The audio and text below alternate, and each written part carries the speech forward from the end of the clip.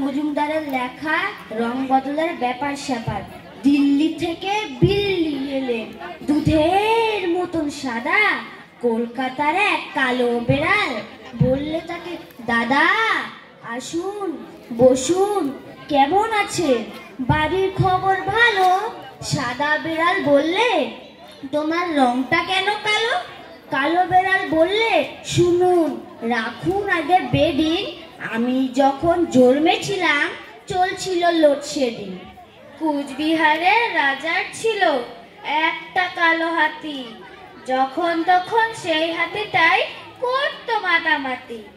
একদিন তার কাণ্ড দেখে চমকে গেল পিলে, 5টা কাপড় কাঁচা সাবান ফেললো হাতি গিলে। পরদিন কি ঘটলো ব্যাপার বলছি শোনো দাদা, সাবান খেয়েই কালো হাতির বাচ্চা হলো সাদা।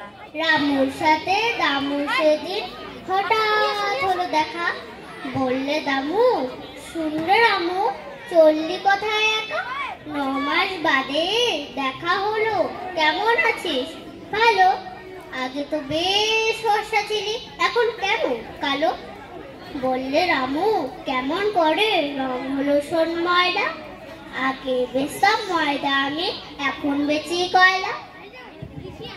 সেদিন ভোরে বললে ভোদা, বলতো ভেবে হাদা, রাত্রে ফোটা ফুলগুলো সব হয় কিভাবে সাদা? বললে হাদা, হায় রে গাধা, এ তো সবাই জানে, অবাক হয়ে তাকিয়ে কেন থাকিস আমার পানে?